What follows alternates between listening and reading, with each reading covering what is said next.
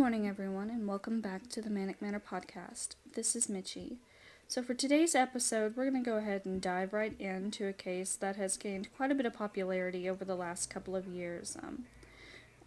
We have seen that it's been featured on a bunch of big-time podcasts like Morbid Podcast, and it's also gained quite a few television series from what I could find, especially one here in the last little while that featured Renee Zellweger on it, I believe, The Thing About Pam.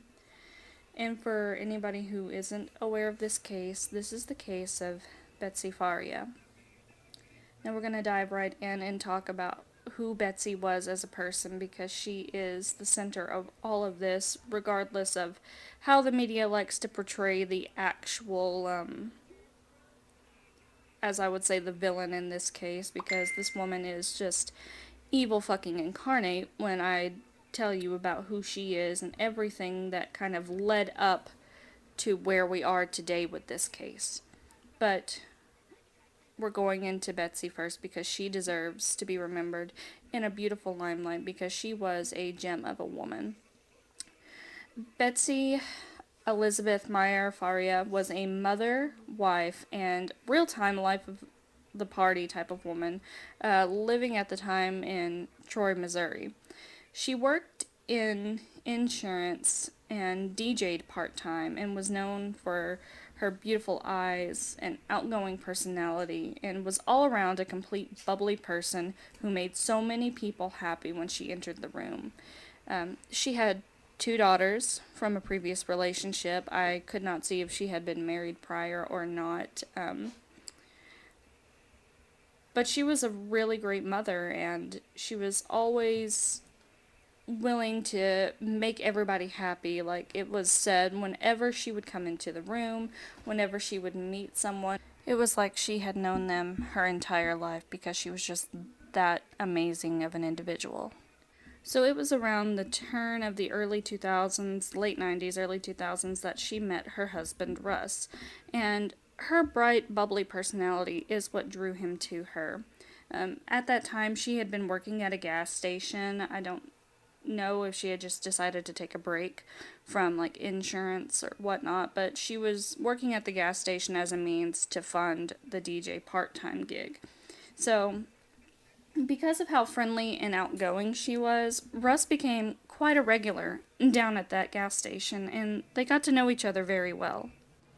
Now, normally you would think that the guy would be the one garnering up the courage to ask a girl out on a date, but for Betsy, that was not the case. She was this headstrong woman that just knew what she wanted, and so she was the one that asked out Russ. And so they ended up going on one of their first dates at a local casino in town, and for him, he said it was just like love at first sight. Her heart was the biggest and most welcoming of anybody he had ever known, and not only did he find her beautiful on the outside, but she was so beautiful on the inside. So he fell for her, and he fell hard. Like, we're talking smack dab, face on the concrete, absolutely in love with this woman, and I think that is just so freaking adorable and so beautiful. So he took an interest into all of her interests, so he would help her out DJing, and helped her actually by providing computerized equipment. So around this time, DJing was not like how it is now. Like, you look at all of these DJs that go to clubs and play their EDM music. It's all computerized now, but back then that wasn't really done. So it wasn't common, and especially in that area of Missouri, we all know how the South is. Seems to be a little bit more behind, especially for that time. But for Russ, he decided that they were going to computerize everything. So they were one of the first people that tried this out, and that was something so new. So it gained a lot of popularity and a lot of attention for the couple. So like I said, around the early 2000s, Russ and Betsy got married, and Russ took in her daughters as if they were his own. And over the next decade, Betsy would decide that she wanted to go back to working with insurance as a means to provide for her family, kind of just, settling down and giving them the life that they all deserved. So she went back to work at a state farm in that area. Now pay attention here, because this is where she meets someone who she befriends by the name of Pamela Hupp. Sounds very familiar. Betsy actually trained Pam in the insurance field and taught her everything that she knew. So they worked together for a couple of years, and then I don't know if Pam left or Betsy left State Farm, but they ended up losing touch for a little bit of time. And I mean, that's normal. Friendships come and go. I've got friendships myself where I could not talk to the person for like a year or two, and then like you go back to talking, and it's like nothing ever happened, and sometimes you just lose touch and you never talk again. I mean, that's just how life is, right? Yeah. Now, unfortunately, around 2010, Betsy was diagnosed with breast cancer and ended up going through treatments and chemo, and at one point, I believe she was in remission, and her and Russ, despite, the ups and downs of being in a relationship and everything, they planned, like kind of a celebration of life and everything for Betsy. So they went on the cruise and everything, but eventually Betsy's cancer had come back, and it had metastasized, I kind of messed up that pronunciation there. It had grown and it had spread into her liver, and it ended up being terminal cancer. So they had only given Betsy I think a couple of months at that point to live. And around the time that Betsy was discovering this news, Pam somehow ended up just wandering back into her life.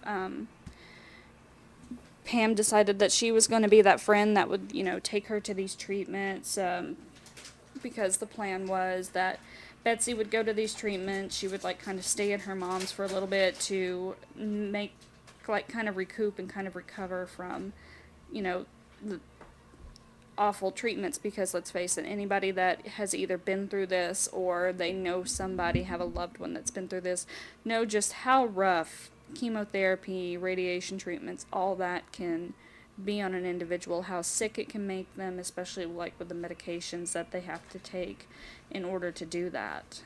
So Pam so graciously decided that she was going to help Betsy out for all of this. Now, somewhere along the line, I guess it was pretty close to the time of the incident that we are going to be discussing, Betsy and Pam had sat down. Now, at this time, Betsy had a life insurance policy for about $150,000 back then. I guess with inflation and taking into account how things are now, that amount would probably be closer to $200,000 if we're gonna compare, life insurance policy value. But still, back then at the time, $150,000 is quite a substantial amount of money. And at the time, Russ was the beneficiary of that should Betsy pass away. Now, through some talking, I don't know what it was. I don't know if Pam had taken advantage of the fact that Betsy was at a very vulnerable and very weak stage of her life, but through some talking and some sort of convincing, or as she would later on go to say, through an agreement, that Betsy ended up signing over the insurance policy from Russ to Pam as the beneficiary. And that was just a couple of days before the incident in question that we are now going to discuss. So now we're fast forwarding to the day of December 27th, just literally right after Christmas of 2011. Betsy had a chemotherapy appointment scheduled at the Alvin J. Siteman Cancer Center in St. Louis. Pam, I guess it was Pam that had taken her there for the treatment, and she went to rest up at her mother's afterwards, as per how she was normally doing so. But the thing about it was Betsy was initially just going to be staying the night over at her mother's house, and the next morning would be going back home. But for some reason, Pam was adamant on driving her home that day. Like, she was not taking no for an answer. So at this point, going by Pam's account, she said that she had dropped off Betsy at her home at 7 o'clock that day and had left. And now, Betsy's daughter did try to call her like 20 minutes later, but it went unanswered. But since she had had chemo, I'm sure her daughter thought, that she was just exhausted, she was sleeping, and it wasn't really an unexpected thing that her mom wouldn't pick up the phone. Now, also what had been going on that day was Russ was out either gaming with his friends or watching movies or something along the lines. Either way, like once a week, he had this thing where he would go and hang out with his friends. And since the original plan was Betsy was staying at her mother's, he didn't need to be home to take care of her. So as far as he knew, she was not home. So later in the evening, I think it was like around 10, 11 o'clock at night, Russ was making his way home, stopped by a gas station, stopped by a local Arby's, and made his way home as per usual. But he could not be prepared for the sight that laid in front of his eyes when he walked through the door. The scene before him was something truly horrific and nothing that anybody should see, let alone the husband of the individual. There he found Betsy laying dead on the floor from multiple stab wounds, an attack that's so brutal that the object in question still was sticking out of her neck. Now, naturally, Russ is mortified and is immediately on the phone with 911, calling, screaming, crying, thinking that at this point his wife had taken her own life given the circumstances of everything going around her. The audio recording that has circulated around social media and everything just shows his voice being completely frantic and terrified. And all you can really get from this is just somebody who is absolutely distraught. It's heartbreaking, to say the least. So when the authorities arrive, he gives his alibi that he was over at his friend's house. And of course, his friends later on do vouch for him, and there's CCTV footage and recorded receipts showing where he was. So keep that in mind as well, because this is going to come as a key factor later on. Now, given that Russ is the spouse, and given the situations that we know with all of these crime cases and any kind of murder involving a wife, a girlfriend, whatnot, the spouse is always usually the first suspect that the authorities will look into. And he understood that. Russ, even now to this day, says he understands why he was a suspect. He understands that the spouse always has to be looked into. But the authorities, as they looked into it, despite all of this evidence that they had showing that he was not there at this time, they were somehow convinced that he was the one and only suspect, despite the clear alibi. And one of the main factors that came into play for this was a pair of slippers that belonged to Russ that had been dipped in blood, as they say. They say that he had walked or something in the blood, but either way, there was blood on these slippers. The slippers belonged to him, and the blood was identified to belong to Betsy. Now, Russ, he was clearly vocalizing his innocence in the case, but still ended up being charged for murder, because looking back at it, when they took into the account of Pam painted a completely different picture from what Russ had painted. Now, Russ would admit that the relationship did have ups and downs, but it was just that, ups and downs of a relationship. Pam, on the other hand, came in and painted Russ as this abusive, narcissistic, just asshole type of husband, and even went as far as to say that her and Betsy were having a secret love affair, and Russ was so angry when he found out that this might have been the reason that he attacked Betsy and killed her. And for some reason, the authorities thought that that was a pretty credible statement. Now, Russ, on the other hand, said that he had only met Pam maybe half a dozen times, so he wasn't quite sure what she was getting out of this. Now, keep in mind, at this point, he has no idea about this life insurance policy thing that had happened. So, for all he knows, this is just some woman just making up crazy nonsense, and honestly, in my opinion, yeah, he's right. But that did not deter the district attorney from prosecuting Russ, and his trial did end up starting in 2013. Now, Russ's family clearly believed that he was innocent in this case, and something wasn't right, so they hired an attorney, Joel Schwartz. Schwartz started looking into this case, looking at everything, and noticed there was quite a bit of suspicious activity. Remember how I said about the life insurance policy? He thought that it was very suspicious that Pam became the beneficiary, and then just a few days later, Betsy wound up dead. And per Schwartz, this was such an obvious motive for Pam to be involved that it was actually just painful that this was being completely overlooked. Now, for some reason, I don't know what it was, the judge ended up barring the attorney, Schwartz, from introducing Pam as a suspect in this initial trial. The judge sided with the authorities and said that there was no way that there could be a direct connection to this. So it's like that freaking meme going around of "I can't see, I'm blind" type of thing. And this is quite common when you look at a lot of freaking cases in the true crime community. Like, how can these people not look at two and two and put it together with, all these precedents that have happened prior? I mean, did she just hide it that well? Was there something of an ulterior motive going behind the scene? But either way, she was barred from being questioned by the defense in this case.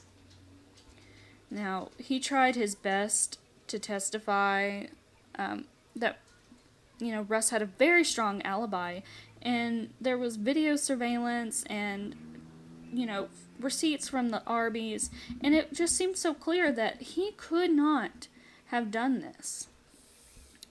But for some reason, whatever the prosecution at the time did, the jury did not buy it, and they found Russ guilty of the murder of Betsy and had initially sentenced him to life plus a 30-year sentence. And it was all because they were never given the plausibility of another suspect. So the jury, in their minds, I assume, could see that there was only one person who could have done this. So any kind of grass straw that they could connect, they did. And he was convicted. Now, Pam was at the hearing, and Betsy's family was at the hearing. And for the family, they said it was so bittersweet. Like his sister said, she had waited years for a verdict and felt so sad for Russ, but was so happy that the family could get closure. Or did they really?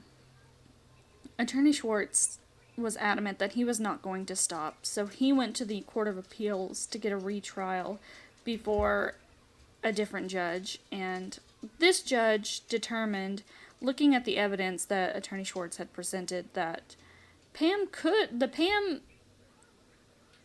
theory could have swayed jurors, and it was incomprehensible how she was not included in this initial thing and was just completely barred from being questioned as a suspect. Now, that judge determined that the evidence could have swayed the jurors, like I said, and as a result, in 3 years, 2016, the conviction was overturned. So he was able to get freed. I don't know if it was like a retrial or what it was, but either way, they were finally able to show new evidence and everything, and he was finally exonerated. But with Russ being free now, what can they do? Because now Betsy doesn't have justice and she doesn't have any closure. Well, it just so happened that things weren't going so good in Pam's life, and she was causing quite a bit of trouble in the meantime. So, just a few months after Russ's initial release, Pam made a frantic 911 call saying that somebody was in her driveway and she shot him in self-defense.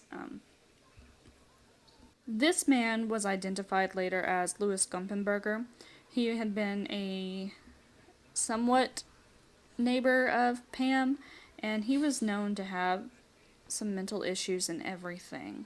Now, the investigation into Gumpenberger's murder showed that he had some money, but it showed that the money that he had in his pocket was kind of, well, not even kind of, it matched like serial numbers that belonged to money that Pam had in her drawer. And she was using the thing of, he was confronting her and being hostile and trying to steal from her, so naturally she had to shoot him in self-defense. But for this, the prosecution for this wasn't buying it. So she ends up being charged with the murder of her neighbor. And the prosecution said at this point, the death penalty was definitely on the table for this. And as a result of this investigation, the police, the authorities turned around and looked into another plausible death that was very suspicious surrounding Pam. And that was the untimely death of her mother, Shirley Newman. She mysteriously fell to her death in 2013 in the retirement home off of a balcony. Now, initially this was looked at as, just an accident, but because of all these things surrounding Pam, it just didn't seem plausible for death and misfortune to follow one person so much. 3 different people within the span of 3 years just dying, and it was somehow never her fault, but she was always around these people. So it was very, very suspicious. And of course, with all this new evidence with Betsy's case, she was being looked into for that as well. But here's the thing, Betsy's case wouldn't get an update until 2021, just a few years ago. So we're going to backtrack a little bit to the trial for Louis Gumpenberger. So Pam entered an Alford plea at that point. Now, for anybody who doesn't know, legalese, an Alford plea is basically a plea that states while they do have enough evidence to potentially convict somebody of a murder or any crime in question, the suspect themselves does not necessarily admit to the guilt. So because of that, because of her entering that plea, the death penalty, unfortunately, was taken off of the table in exchange for a life sentence. Now, we're going forward to March of 2020. Russ ended up having a lawsuit against the Lincoln County prosecution and the police that detained him back around the time of Betsy's murder. Now, he did end up settling that lawsuit for $2 million, but we're still not getting any kind of justice for Betsy at this point. Now, like I said, it wouldn't be until July of 2021 that Betsy's case finally would get an update and have an official next move. So in July, the new prosecutor of the Lincoln County,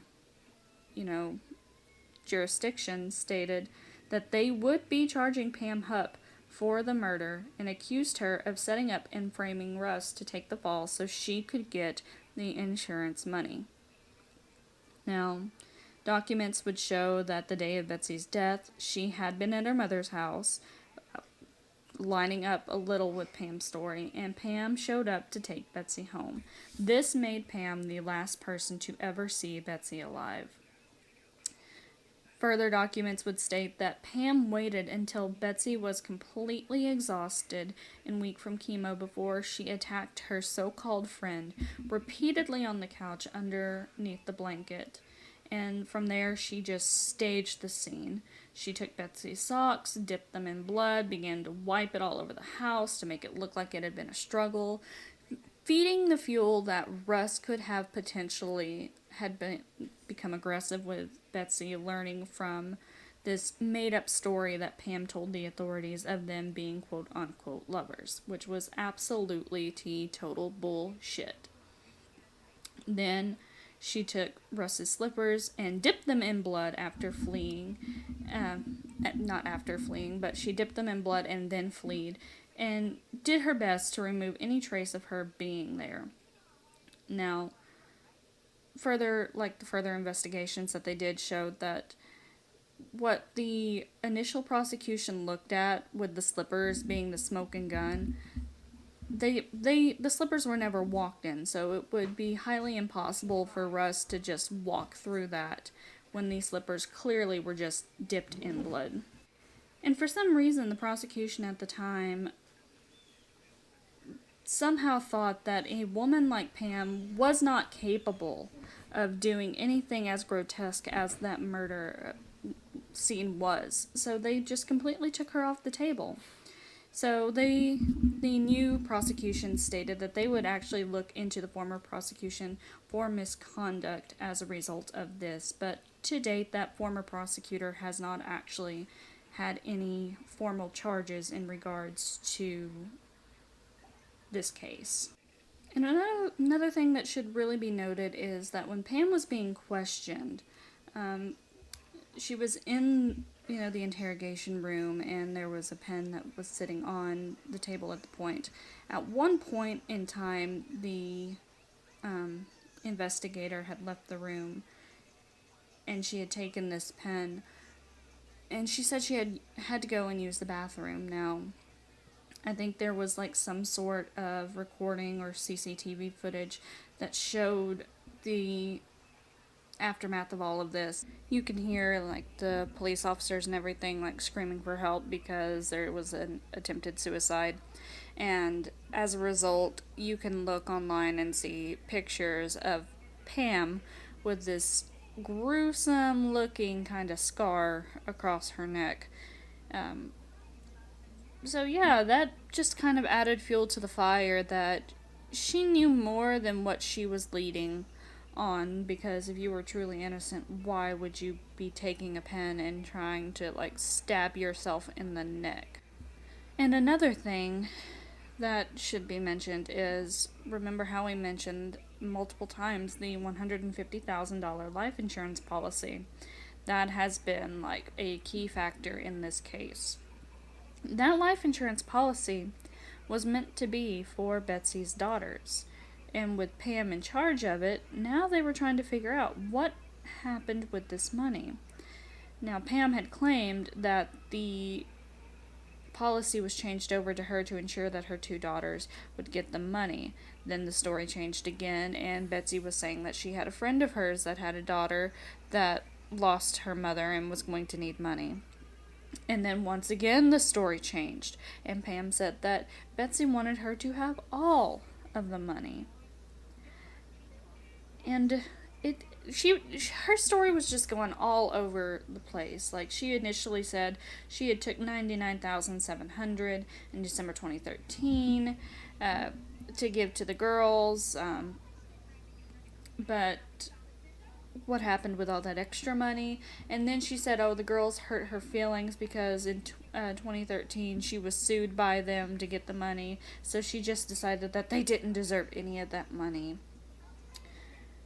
And what was so bad was, through all the legal proceeding and everything, I don't think these girls ended up ever actually winning the case. They never got, even the funds from her mother's life insurance policy. So Pam pretty much made off with $150,000 from Betsy's death. Now, as a result of all of this, the girls would mention, their relationship with Russ was extremely strained. Their family was completely broken, all from the actions of this woman. And things just have not been the same for them. And with the series coming out regarding this, the girls had mentioned that it's extremely triggering for them to have to relive over and over again what happened to their mother, and it's truly sad, and my heart goes out to them, and I just can't even fathom, the pain that they have to feel knowing all of this and then having to watch it be publicized in their face again and again. Now, to date, I don't think Pam has actually gone to trial over Betsy's case. Pam's attorney initially that she had ended up passing away from a heart attack, so that delayed proceedings. COVID had delayed proceedings and everything, so to date, as far as I know, Pam has not gone to trial, so there still is no true justice for Betsy. But this case has gathered so much attention that maybe, just maybe, we can get Pam put behind bars at the very least. I don't even know if they will have the death penalty on the table for Pam at this point. But that is the case of Betsy Faria. And it's truly a disheartening and sad case because it just seems like at any and every turn, like law enforcement was letting people down, and it was just lie after lie and just greed, just plain old freaking greed, and taking advantage of somebody with a very good heart to get what they wanted. So thank you guys for listening to this case today. I know it's been a while since I've done an update or an upload or anything, but thank you guys for sticking by and listening. If you have any thoughts or any input that you would like to do for this case, feel free to contact me at manicmanorpodcast@gmail.com. You can also reach out on Facebook or Instagram, Manic Manor Podcast. I'm starting up a YouTube channel as well by the same name, Manic Manor Podcast. I've only got like 2 or 3 videos uploaded there now. And as usual, if you feel so inclined, we do have a Patreon, but it is not necessary for you guys to contribute anything to that. But yeah, that is it for today, and I hope you guys have a wonderful week, and just stay happy, stay healthy, stay strong, and we'll see you in the next episode.